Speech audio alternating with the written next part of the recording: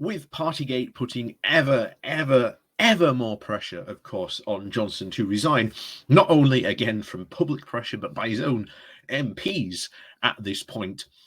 I've always said, wait until the vote happens and once Johnson's out.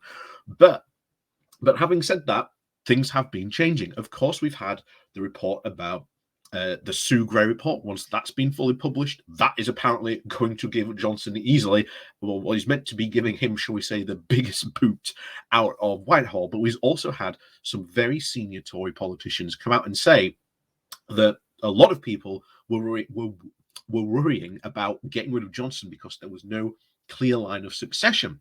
But the rumours are now that really shouldn't matter anymore, that Johnson is that bad that we must get focused on getting rid of him and we'll worry about having a successor later.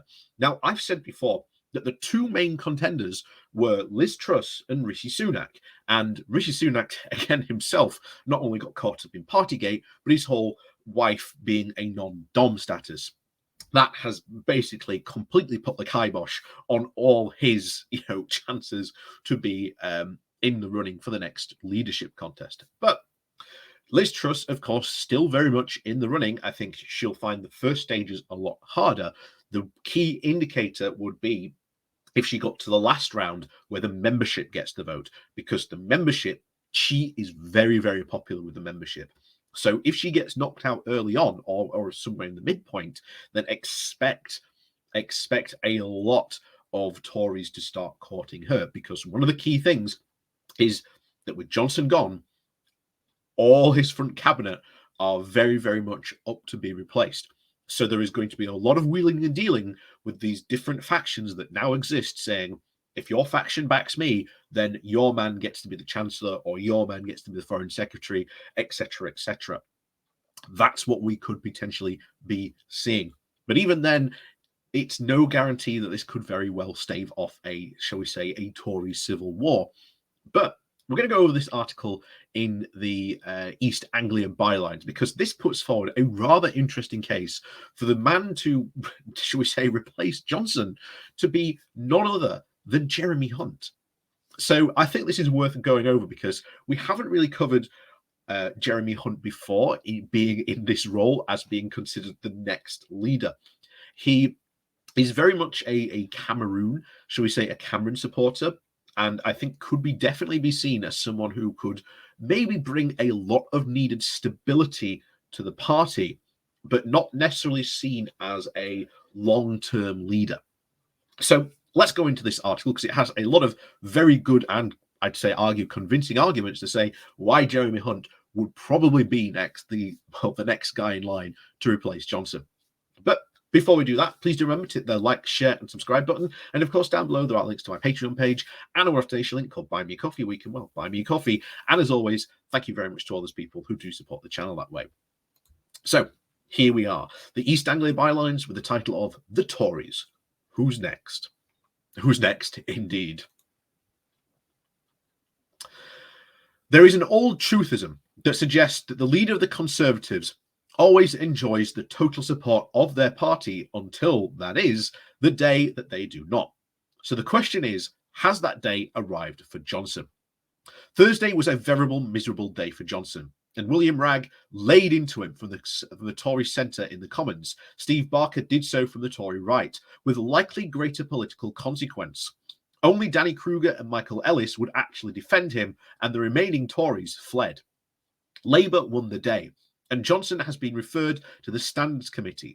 As Channel 4 pointed out, the allegation is that he lied about the COVID parties when it is already the case that more COVID fixed penalty notices have been issued for activity in number 10 than anywhere else. There is not a single person who seriously believes that Johnson did not lie.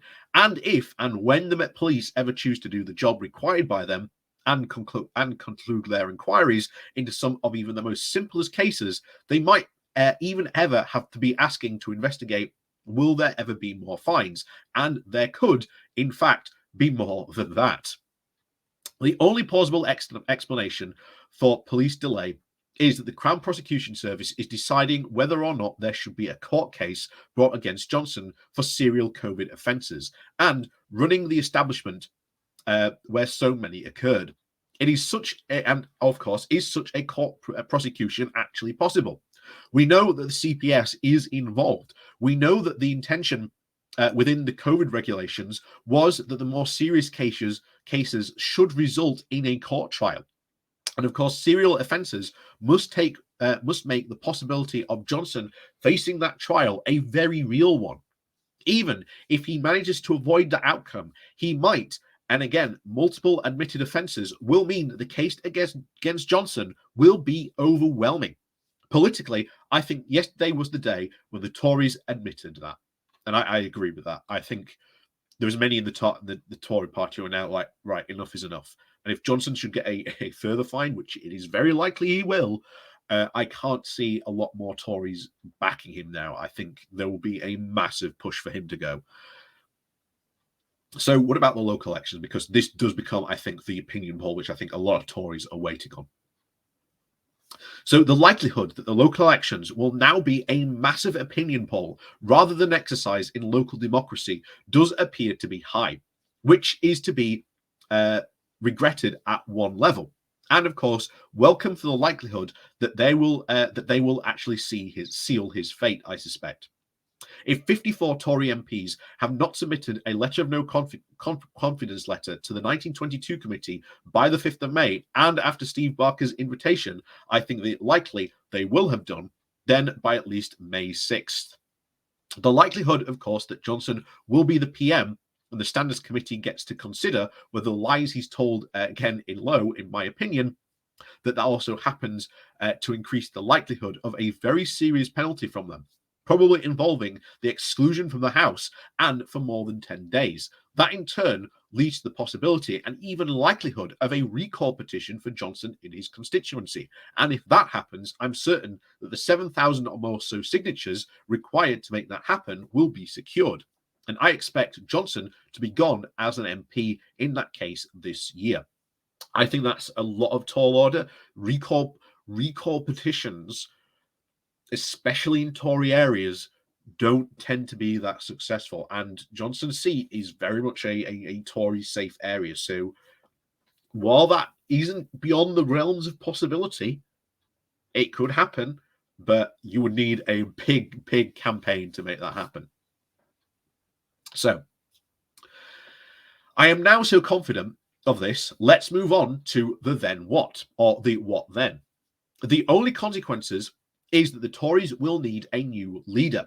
Rabb will presumably act in the interim, which he should enjoy the moment, but pray it does not last long.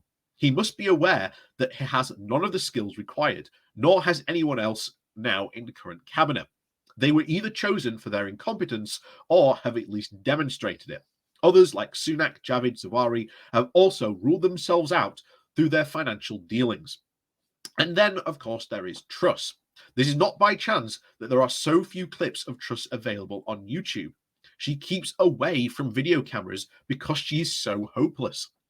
The few clips that are on there include her classic speeches of cheese and pork, and no one wanting to try and curate a very incompetent politician will have to come up with something like those appalling speeches. The Tories already know that she would be an electoral disaster, and I really cannot see her winning without the support of MPs. And as I said, I think if Truss manages to get to the final round, she's very, very likely to win because she's got the grassroots support. She is by far the most popular member among the Tory grassroots, which is shocking, but the polls don't lie. So who might be them? The far right can't take this. Steve Baker might very well be a kingmaker, but he cannot claim the crown, and I think he knows it. There is no one else there. So the Tories have to pick from the outside the existing cabinet and not from the far right. That leaves the Tories with Tom Tugnett and Jeremy Hunt. The former is a virtual unknown, having risen only to be a Commons Committee chair. Hunt did lose to Johnson, and Hunt has to be the frontrunner. But so too was Sunak recently. And of course, things can change. But I happen to think the Tories' instinct for power comes into play here. With Johnson ruined and his policies with him, the MPs will want 6 things.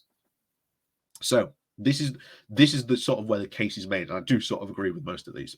Firstly, many of them will want a permanent will want a preferment, and of course, much of Johnson's cabinet is ripe for them to be called. From Rees-Mogg onwards, Hunt may be willing to offer the right honourable tag to any that crave a cabinet minister. So I think that's ideal. But then again, it's not only Hunt that will be able to offer that; it's everyone else who goes into the running will be able to offer that. And it's how much can you bribe those particular people to sort of back you with those positions? Secondly, they have seen Hunt in front of the cameras. I don't like him, but they know he can withstand the heat, and that will count very strongly for him. Again, I agree with that. He's got a sort of a good media presence, so he's got that. Thirdly, he knows he can't reverse Brexit, but he can try to make it work. And that is all the Tories can hope to salvage from its wreckage now. And he has more of a chance of doing that than anyone else now. So again, I agree that will certainly be an issue. Fourth, he's the person Labour least wants. And as seemingly a reasonable person, he can add to the stability the Tories crave, at least electorally, after Johnson. Fifth, I cannot be sure what actually Hunt stands for that helps him. The Tories can project themselves onto whatever they want from him, so long it is for him to become the leader. And of course, sixth, Thungnut has one of these things going for him, and I cannot see anyone else winning, but I may be wrong, of course. So then what? Expect the 4 things. One will be moderation with the EU. There will be a charm offensive and an offer of cooperation to make it look like Brexit can work without the logjams. This will neuter the project that it doesn't matter. It will be called Making Brexit Work. There will be full cooperation with Ireland as a result, and for the sake of peace, that will matter. And of course, at the Treasury, Sunak will be long gone. The spending tap will be finally opened with a wiser, or I do not know, but for spending will actually happen, and the Tories will be intent on buying their way back into power. They will be linked to green issues. The Tories will have to buy the young, and they will have to do that to succeed. Hunt would also be very ruthless in holding his right wing at bay. Johnson used expulsions to win power, and Hunt will very well could do the same. He will challenge them to bring him down, and they know that many will lose their seats if they do so.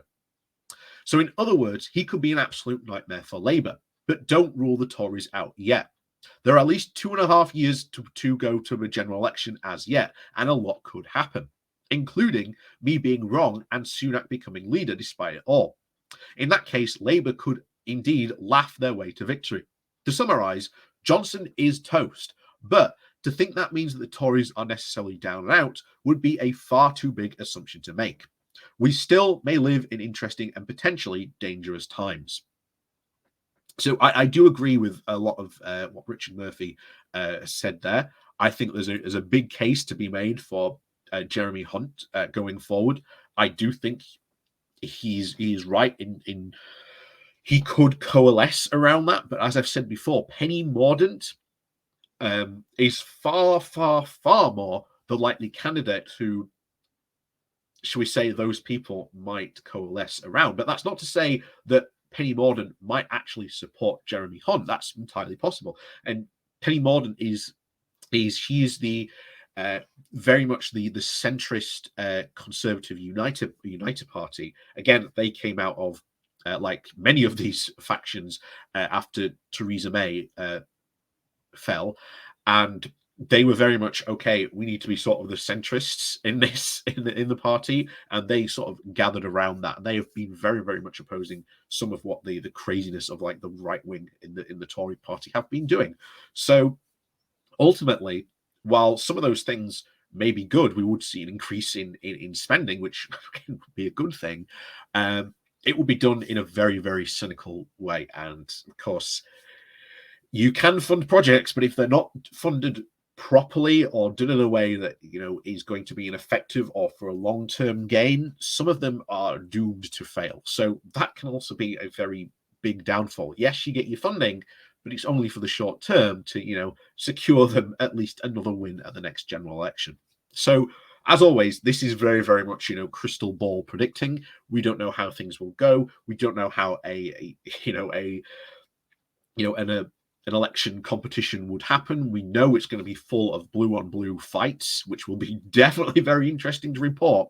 But we're definitely something we'll have to see how it goes. And like I say, with Sunak out of the running and Liz Truss herself again being brought low, the field is wide open. And as I said now, Jeremy Hunt, if you were to put money on Jeremy Hunt, I couldn't agree more with you. Given what we've read here, I'd say Jeremy Hunt is very good for you to go and put money on to be him for the next Tory leader after Johnson. So, as always, thank you very much for watching. Please do remember to that like, share, and subscribe button. And of course, down below there are links to my Patreon page and a one-off donation link called Buy Me Coffee, where you can buy me coffee. And as always, thank you very much for watching, and we'll see you all next time.